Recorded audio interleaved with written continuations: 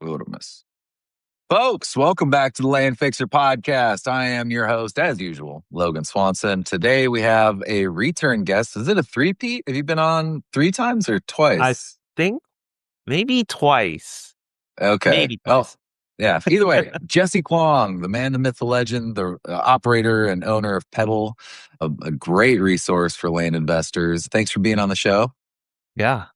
Yeah. No, thanks for having me on. I know it's a busy time for you right now. I'm super excited. So I appreciate you letting me come on to speak to the audience here. Oh, it's my pleasure. And folks, remember, as usual, if you need any funding for your land flips, subdivisions, entitlement projects, anything along those lines, as long as it's flat and not vertical, reach out to me at thelandfixer@gmail.com or check out our website, landpartnerfunding.com. With all that said, Jesse, what is going on, man? Yeah, no, there's been a lot going on here at Pebble. We've been really focusing a lot on the mailing side of things. I put out a blog post Oh, end of wait, last. isn't mail dead? Nobody mails anymore. What are you talking about, mail? Yeah, it's one of those things. I think a lot of people are leaving because the cost of mailing, scares a lot of people away. It was not like back in the day where we're just like, yeah, let's just do it. Mm, And I think there are a lot of like sexy sounding things out there. And so, mailing sort of gets less attention. And then, the people that are serious operators behind the scene, they're pumping out more mailing. I wouldn't say than ever, but they're keeping up with the pressure of mailing. And so we've gotten really into some of the data here, and I wanted to share some of that. End of last year, I put out a blog post, and shoot, I don't even know what the blog post link is, but you'll find it if you head over to pebblerei.com/blog. I think it's like literally like the title is like, "Is mailing dead?" or something like that. Or no, yeah. I think it's like mailing is making a comeback. And so what we've seen in the last 12 months is that mailing has dropped about 44%. Deals per mail has gone up 41%. And that's been really, really interesting. And you can sort of see like the top operators are like really dominating with Hmm. mailing. They're also using other channels. Some may tack on a little bit of cold calling, some may tack on a little bit of texting, but mailing is one of those things that has been really, really consistent. So it's weeded out a lot of people. Unfortunately, a lot of casuals that are just kind of coming in and testing the market are also mailing, but and sort of sending out things there that build a lot of distrust with owners too. But anyways, yeah, so we've seen a huge sort of rise in mailing. And again, we've sort of seen a bunch of different things. And I don't even know where we can start with when it comes to mailing and what we've been seeing. Yeah, so I guess let's first start. I know you mentioned something that you want. You're running a webinar that's going to cover a lot of this more in depth. So go ahead and tell folks about that Yeah. before we get into it. Yeah, and that can sort of tie into some of the stuff here. This is going to happen on May 12th, and hopefully some of you guys that are catching this earlier on are going to catch wind of this. If you head over to pebblerei.com/winning postcards, and that's one word, winning postcards. This is where, like, I mean, I'll probably start off with the big one here. Like, I am a firm believer in postcards. Now, there are nuances to this, right? So, Hmm. a lot of the data that I'm going to share here today are going to be averages across millions and millions of mailing. We're not, I'm not pulling this out of my butt here. The great thing about Pebble is that it's like sort of a closed loop system where you get and launch your mailing, the insights feed back in, and we're learning a lot of interesting things. And we're actually building a lot of insights, sort of analytics inside of Pebble now, and we're launching that very shortly here. So you're going to get a lot more insights and a lot more mileage with sort of the juice that you're putting into the system. So again, postcards are what I'm a huge believer in.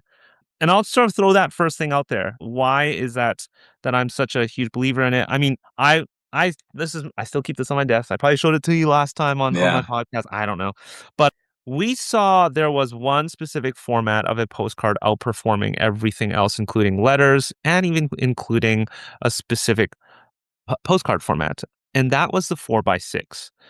The 4x6 almost had a 3x more deals than 6x9 and any sort of letter. Now, again, I want you to make sure that you understand this is on average, right? So this Right. is, we looked at last 3 months, 6 months, and all the way back to 2024. This has been consistent across all those windows that I just listed to you. And I sort of have a theory on that. I'm going to speak more about that as to how do we structure these postcards. And but I think it comes down to simplicity. You don't have a barrier. You can create really, really hyper sort of interrupters with a postcard. The great thing is postcard is cheap, and like Yeah. And you don't it's have to open it. I you mean, know, that's and one thing that's the is big like, thing. yeah, Yeah. because I always think, I mean, honestly, I moved away from any sort of bulk mailing house Yep. just because I could tell, like, our response went through the floor. We were unable to really get a lot of good metrics behind it. You Yep. also weren't sending first class, so you weren't getting return mail if it wasn't deliverable to sender. So I just literally near the end of, because I haven't done large acquisition campaigns in a while, but near the end, I just kind of felt like I was lighting money on fire and just throwing it out the window, and it got sickening. And I know a lot of people have experienced that and feel the same way. But I always thought, like, how much of this is even getting opened? Yeah. But if there's nothing to open, Yeah. I spoke to somebody in one of the groups he was part of. I mean, he's from he's like an old school guy, and he talked about in his industry of advertisement back in the day and copywriting how postcards was the thing to always send out. And now we see it in the data. Now, I think there are things that you can do to further sort of interrupt and get attention. Here's another stat I'm going to throw at you is using property images. We saw on average there's a 30% lift in response rates when it comes to using a satellite image of a property versus none. Now, if you look beyond just in the space of land investing, we look at developers in solar and renewable energy in data centers. They already knew this. I mean, they've got budgets of millions and millions. yeah. And like we started seeing like how their data, when they pull data, they're also including the satellite images because Hmm. I think they already knew how much of an interrupter that is. And so that is something that we thought was really interesting. This is huge for us. If it's going to increase response rates by 30%, we should be doing that than not doing that. So coming back to the format that we saw, it's the 4x6. I'm going to talk a little bit more as to why and how do we structure the 4x6. It's not just like, okay, let's cram everything on that. What do we actually put on there? How do we build trust? Because there's a lot of like, unfortunately, a lot of skepticism now with buyers. How do we build trust? How do we solve problems? And how do we Hmm. speak to that? These serious operators that we're seeing are doing this, and they're being quite hush hush about it. But I'm gonna be able to, share some of the bigger sort of concepts there, and I have a framework that I'll be sharing on that webinar. Satellite images, another big one. And you're able to do that in Pebble. Yes, exactly. A lot of So this. put your list in. It's going to grab all that information, pump it out for you. Exactly. Yeah, you're just gonna grab your list from, Land Insights, Land Portal, wherever you get your data from. We'll pull that data. We'll pull that all for you and get that out the door. And then the great thing is, again, is there's a full feedback loop here. You're gonna see how things perform, which templates perform on average, and so on and so forth. And what's the best call to action right now? Is it go to my website? Is it call me? What's the most? Yeah. I don't know. I don't have data on call to action. One thing that I've seen consistently is, yeah, being very clear to your call to action and try not to overdo it. These smaller postcards are going to give you a lot less, real estate Hmm. to Nice. to work with when it comes to that. So that's the one thing I think is why we're getting better responses. I mean, 3x is a no joke number. I mean, 2x would have been awesome, but if we're looking at 3x, and it's funny, the 6x9 and the letter like perform pretty much identical. And I think what's happening is, the 6x9 tries to cram as much information as the letter. So Yeah. yeah, don't have too much information on the actual call to action. But the other thing I do want to talk about is the importance of two things: the follow up and Hmm. the what I call remarketing. And so I want to make a very Right. distinct difference here because I think a lot of people interchange these two. When I am talking about a follow up, I am talking about a lead. This isn't just the owner on a list that you purchased. These are leads that you're following up with. So they've Right. expressed interest or gotten back to you. These are leads. And so one of the silliest things I've seen a lot of people that mail is they only follow up by text or email. Hmm. Logically, you should be following up by direct mail, but nobody does this because it's impractical. Well, inside of Pebble, you're going to be able to do this. Obviously, I'm going to shed some light to this, but you're going to be able to enroll people and follow up through direct mail. And we see the serious people are doing this. They are sending letters out at least every 2 to 3 weeks once the lead has come in. And so, because there are no minimums, they're sending out postcards asking if they're interested. They're straight out sending out contracts and Yep. offers automatically. And they're doing this consistently, and it's not costing a lot simply because these are one off letters. And so, Yeah, and they're targeted. You're not remailing an entire list. This is just people correct. who. But how about Yep. this? How about we just keep getting bigger and bigger postcards? Right? Start with a 4x6, move to Yeah. an 8x11. And then even I mean, even a letter. I mean, it's better to follow up. Here's the thing: you already proven that they read and open that channel, which is direct mail. But like everybody doesn't follow up there, which is like it baffles my mind. But I get it. You should be. You know that is a channel already they're looking at. You should be tapping into that. Yes, you should still do the phone follow up, the text follow up, email if you have their email. But certainly, if that lead and you're running mailing campaigns, you certainly should be enrolling them into an auto follow up with direct mail. And yes, inside of Pebble, you're going to be able to get those one off letters out to them. All right. mhm. Now, on the other side, you mentioned earlier, the remarketing side. So remarketing to an existing list. I'm going to throw some data here. I have a chart somewhere living here, but what we saw when it came to marketing to a list on that first campaign, you get a response, you get a certain response rate. The second campaign almost doubles in response rates. After the second one, it is now diminishing returns. But even on Interesting. average, the third outperforms the first up until the sixth remarketing campaign. Now, what happens is like after the sixth, what it's really weird. The response rate actually starts growing. Now, I believe that happens because less and less people are mailing though at the sixth, seventh time. But those people that are doing it, they know their area and Yeah. they're probably working a specific subdivision. So it's kind of a nuanced situation. What I want to drive home is that second, third, and fourth, you need to be remarketing. If I'm telling you here second and third is outperforming the first, that's really important. And we see so many people, just hit a county and then move on, hit a Well, list. yeah, I mean, there's this like real doom and gloom feeling that sets in when you send a mailer and you just don't get a deal. Yeah. And then you look yourself in the mirror and you're like, okay, I mean, if it's a big mailer, you might have spent like 5 grand, like Yeah. you could have put some serious money into a mailer. And then Yeah. you're like, I would be stupid to do it again. The same list, like, Yeah. so I mean, that's a big mirror moment. I mean, real estate's all about having a lot of mirror moments, looking at yourself in the mirror and being like, all right, am I crazy? Most of us Yeah. are a little bit crazy. And it's so how much you're going to lean into that. But I I mean, completely agree with you. Like, one thing I probably mentioned this before podcast, but I know a few guys that only work a county yeah. just over and over and over. They're not Or a subdivision over and over. yeah. Yeah. Yeah. So, I mean, those are the people who are so dialed in that they just Yeah. know, okay, well, it's going to cost me this much. I'm Yeah. going to keep going back to the same list. I mean, for me, my goal was always to just build like a 12 county calendar. So Yeah. Run per every month. January, I'm going back into the same county because Yeah. you're also breeding familiarity.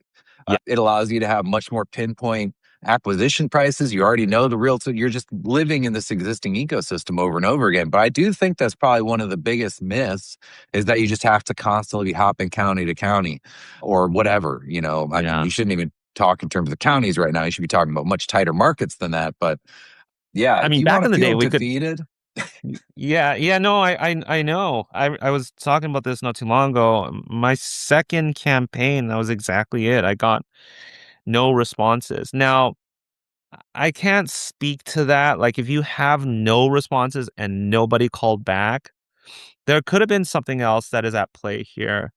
And so, although I'm sharing these numbers, right, make sure you have everything tight and dialed in. hmm I don't know what else can be affecting things that causes an outlier, but yeah, you'll want to double check that. But certainly, to remarket a list, you'll want to do that without obviously contacting existing leads or people that have gotten back to you. Again, inside of Pebble, very easy to do with a couple clicks and resend that out. We're looking at tighter groupings nowadays too when it comes to remarketing. Every three, probably under 6 months, at least the first few. This is more or less hearsay in the platform than actually me pulling data. So take it for what it's worth. But we do see tighter remarketing nowadays, and also like lists are just a lot more targeted as well. So hmm you know that, Logan. We're not really talking about county wide nowadays. It's just a lot more tighter when it comes to marketing. I do have a quick question on the postcards, though. Yeah. Are people actually putting offer prices on postcards, or is this all sort of, hey, I want to buy land mail? Yeah, I wish I had more data on if people were putting offers on there. And in fact, because you brought that up on the webinar, I'm going to get that data. So if you guys are interested to know if there's an offer on there or not, nowadays, I think you're, I think like it really depends. Like if you know that area really, really well and you've got your pricing on point and you understand what you can offer in that area, then an offer makes sense. hmm I'm on the fence of like, I'm going to try to get any callback I can and work that and negotiate it. So, for the most part, and especially the framework that I've sort of put together based on the things that I've been seeing, doesn't include an offer, but you certainly can. But yeah, I mean, I'll tell you this: what it does have on there is what I call a problem and solution statement. Avoid all those language about 30-day, cash, close quick. Nobody gives a hoot about that stuff anymore. Like you want to do the upfront work. If you know your list, if it's a probate list, if it's, tax delinquent list, like you need to be speaking to that. And yeah, like nowadays it's not as plug and play. It's not like, great, I pulled a list and I'm just going to send whatever the heck I want out there and if it doesn't work, see, I told you it doesn't work. It's Yeah. no. I know these guys and what they're doing. They are figuring out what is their problems, like what is the most common problem with this list? And it can be something pretty generic, like like the problem is they are their capital is stuck there, and so hey, the solution here is let me give you options on what you can do with the capital. Yeah. So that kind of stuff is so important, and I think people are really like are just sort of going blind. I mean, almost 90% of mailing that I see is just like, man, not another template you just got off of YouTube video or some training. It's like this stuff isn't gonna work. So I'm on a mission here to tell people like mailing works, but you need to put in the work. And it's really not hard work. It's quite straightforward, but you also have to trust the system. And so having some framework around that, and we're building out templates around these frameworks as well inside of Pebble for you guys to take advantage of. Well, I think what you said is most important is like you need a system. Yeah. You know, the reason most people aren't going to be organized enough to remarket or schedule mail or things like that, it's just not viable if you're working like I all my acquisitions I ran off of, spreadsheets and follow up boss. It was nothing. There was not any potential to automate enough of that. So eventually you lose your mind. You're sitting here looking at buckets of leads and things like that and realizing, oh, you forgot this, you forgot that. Oh, I meant to send that mailer last week. I mean, it was just so there's unless you have sort of a unified system and like Yeah. I honestly every time I'm talking to someone who's getting into land, I'm always like, just go with Pebble.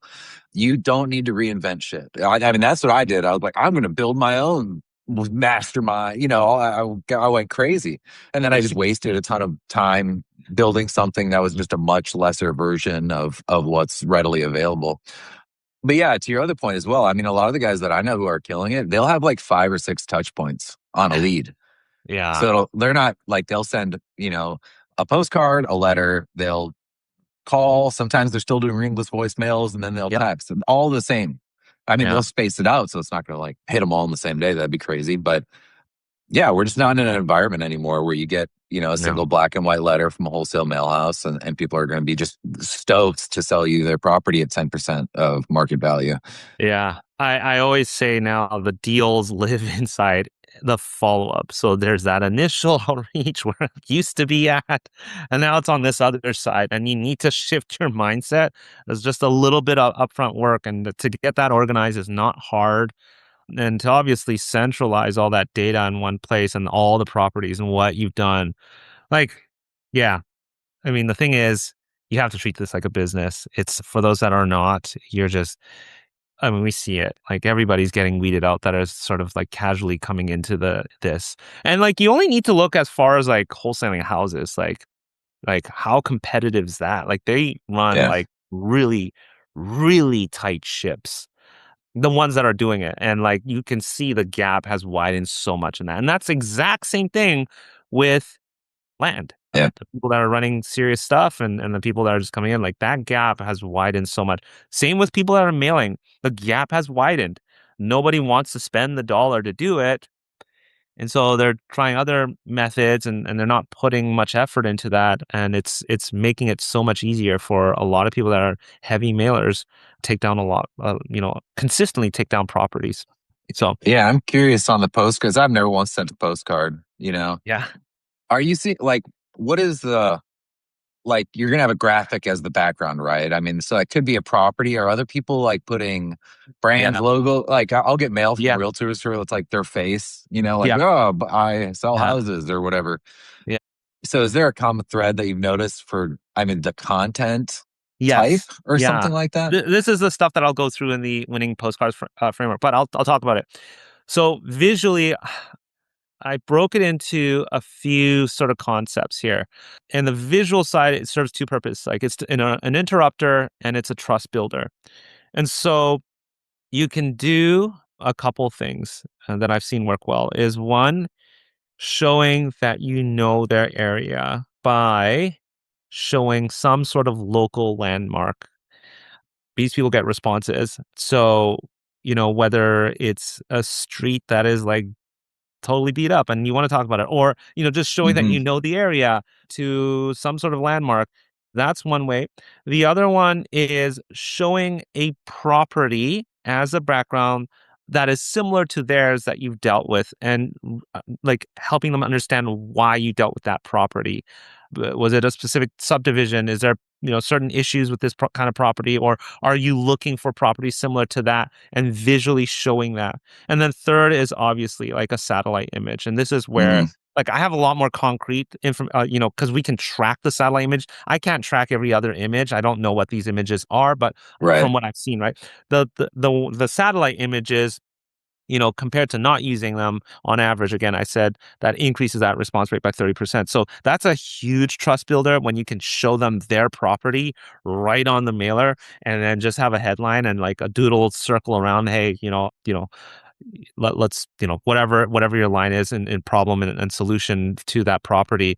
Those are the three more common things that I typically will see with these serious ones and the things that we're sort of measuring. So yes, visually, that's what I see. Logos, I think they're great. It's good to have a good balance between feeling like you're not complete, faceless company.